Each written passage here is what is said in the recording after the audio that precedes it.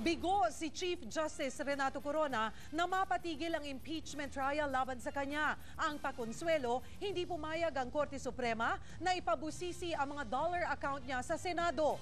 Para sa latest aksyon sa Korte Suprema, live si Fritzy Cabial. Fritzy. Cheryl, magpapatuloy nga sa mga susunod na araw ang impeachment trial dyan sa Senado. Ipinagpaliban kasi ng Korte Suprema yung pagtalakay sa kahilingan ni Chief Justice Renato Corona na mapatigil nga yung paglilitis laban sa kanya. Pero ang PS Bank tagtagumpay naman sa pagkamit ng TRO, kaugnay pa rin ng pagsasapubliko ng mga dollar accounts ni Chief Justice Renato Corona.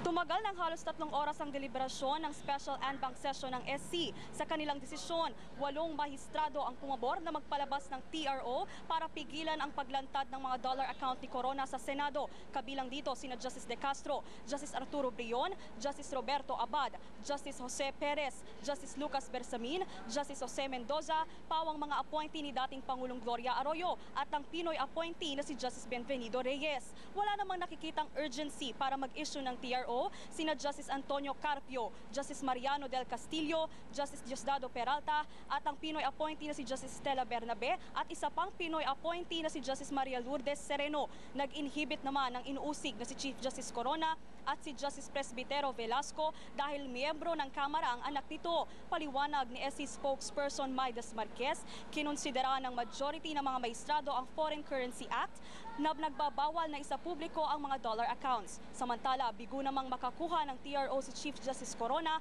para mapahinto ang impeachment trial.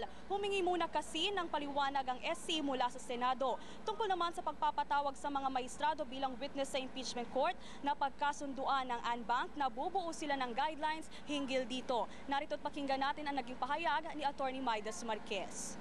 The court, in a vote of 8-5, has issued a TRO to restrain the disclosure of the foreign accounts, foreign deposits. It of course took into consideration the law on foreign currency deposits.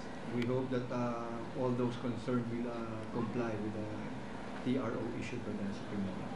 Cheryl, ikinatuwa naman ng presidente ng PS Bank na si Pascual Garcia III yung naging desisyon ng SC na mag-issue nga ng TRO dahil patunay daw ito sa kanyang paninindigan na hindi dapat isa publiko ang foreign account sa bangko. Samantala, inakusahan naman ng Malacanang ang Korte Suprema na hadlang umano sa pag-usad ng impeachment trial dahil nga sa naging desisyon nito na mag-issue ng TRO. Cheryl? Maraming salamat, Fritzy Cabial. Nagulat live mula sa Korte Suprema.